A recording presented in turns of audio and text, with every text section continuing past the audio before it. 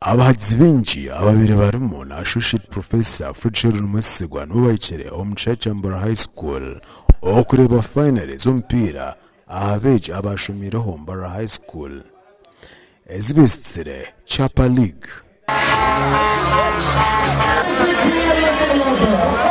Timu ya Yoboyobo niyo esinjire Sifa na Goro emwe hachisho.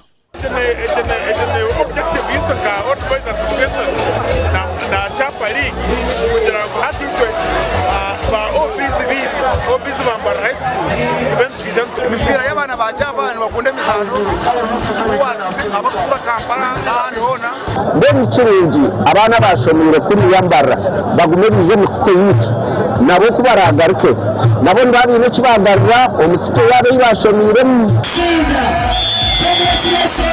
Timu ya Yoboyobo neyabeje abaherize Mbara High School umwaka w'2016 kandi Sifa elmabeje abaherize Mbara High School umwaka w'2022 okwise 2022 mushanju twaza Aishemero lya Nyakayo Senior Secondary School aba nabo bagizireho omuzano gumukago hagati yabeje abashomireho Nyakayo Senior Secondary School nabo abe bashoma abo mwaka w'2025.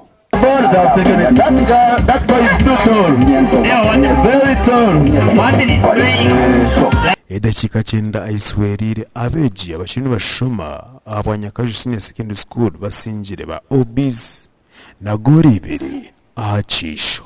Katunga cyanse nashomera imyaka mukaga irizo batwakurya okwiza kwe kugamba hona na beji na admin turiyo mu kintu cy'umukwatanisa gakiriyo n'ikitamburo mu ihanga ryona kombi kishomera rito twazana umpira no muri twakoze size za turetera star performing aje umupira gw'izuba gwabonera twashimira bakushanga aba OBs bitu biza twakora reunion twasambamo ikiba cyaba kirungi no kusemeza ishomero rito mwenu misima bakama bishomero kayidikisha mukama bayeze umugisha kujamba tereza chance baba tumugaye mu guidance and counseling ejo program kuba giheza bashuma chayi bazana hamwe kandi cyaba kirungi munonga abana banje bahanuya kirebeka ngo basinga babaye konkabona ikintu cyaba kirungi kandi twashimerwa n'aba members ba board babaryaha ba witnessing that function.